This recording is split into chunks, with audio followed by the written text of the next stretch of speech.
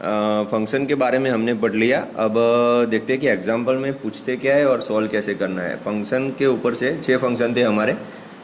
Example में ऐसा पूछते हैं कि कोई एक फंक्शन की वैल्यू आपको दे देंगे और बाकी के 4 5 या तो फिर सबके सब 5 के 5 और या तो फिर 2 या तो फिर 3 की वैल्यू फाइंड करनी होगी। ऐसा जितने मार्क्स का एग्जाम्पल होगा उसके ऊपर से आपको फंक्शन की वैल्यू आपको फाइंड करने की होगी। मानो कि 3 मार्क्स का एग्जाम्पल है तो पाँचों के 5 पूछेंगे, अगर 1 मार्क्स का है तो 2 फंक्शन की वैल्यू फाइंड करने की पूछेंगे।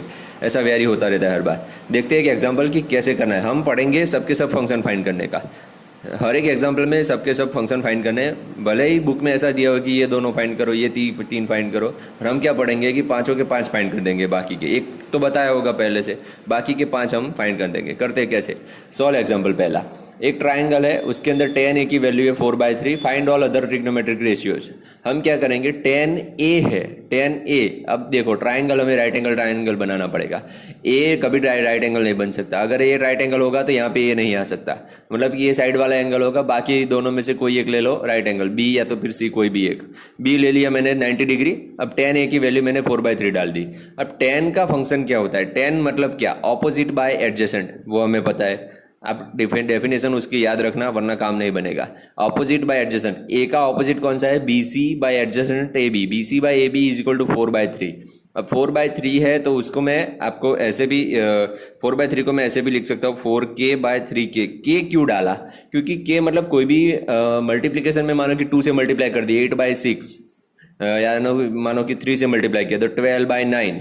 ऐसी कोई भी वैल्यू दे सकते हैं, पर कट शॉर्ट होने के बाद फाइनली आंसर 4/3 बनेगा। तो मैं B C is equal to 4k ले सकता हूँ। यहाँ पे देखो डायरेक्टली बी सी मैं 4k ले सकता हूँ, ए बी मैं 3k ले सकता हूँ। तो बी सी 4k और ए बी 3k ले लिया।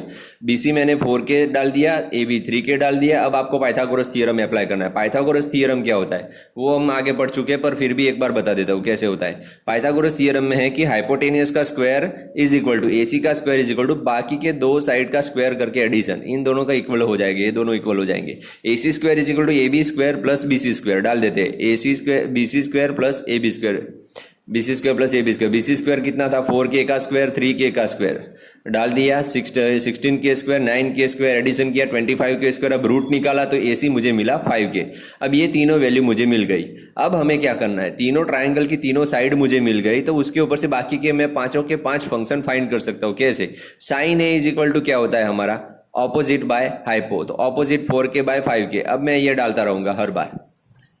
Sign A is equal to क्या बनेगा, ऑपोजिट बाय हाइपो। आप ट्राइंगल में एक बार ड्रॉ करके वो नोटबुक में रख देना और उसको साइड में रखना, और मैं जो वीडियो बोल रहा हूँ और उसमें से देख के आप सॉल्व करना।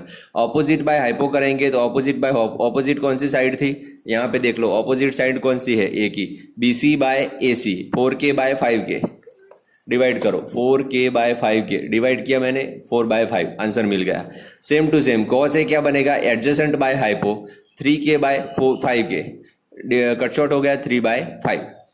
tan है तो उसने पहले से बताया था एग्जांपल में। cosec मतलब क्या, हाइपो बाय ऑपोजिट 5k/4k तो 5/4।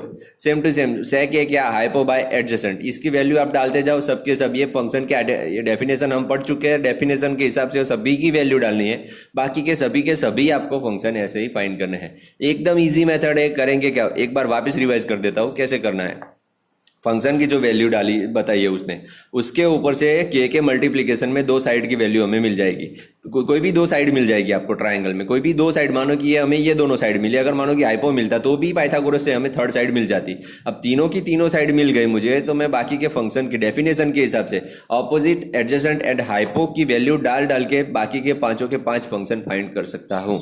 ओके, एग्जाम्पल की मेथड समझ में आ गई हो तो मैं इसके प्रैक्टिस के लिए मैंने 5 एग्जाम्पल बताए, सिर्फ क्वेश्चन लिखे हैं। आप इसको वीडियो पॉज करके इसके आंसर अपनी नोटबुक में फाइंड करके रखना, और इसका जो फोटोज है वो मुझे पर्सनल में व्हाट्सअप कर देना। ओके, ये यहाँ पे ये जो मैंने 6 क्वेश्चन लिखे हैं। साइन है पहले से बताया है और उसके ऊपर से बाकी के 5 फाइंड करने हैं। कॉस ए बताया, बाकी के 5 फाइंड करने हैं। सेक कोसेक ए बताया, बाकी के 5 फाइंड करने हैं। सबके अंदर ऐसा ही है, एक वैल्यू बताइए एक फंक्शन की, बाकी के 5 फंक्शन की वैल्यू आपको फाइंड करनी है। इसकी प्रैक्टिस करोगे तो आपको समझ में आ जाएगा कि फंक्शन कैसे फाइंड करते हैं। एक बार फंक्शन फाइंड करना समझ में आ गया तो मैं आपको इसके ऊपर से आगे आइडेंटिटीज वाला अगले भी जो अगली एक्सरसाइज है उसके एग्जाम्पल में सॉल्व करवा पाऊंगा आपको इजीली। तो ये आपको होमवर्क में करना है, ये आज का होमवर्क रहेगा आपका।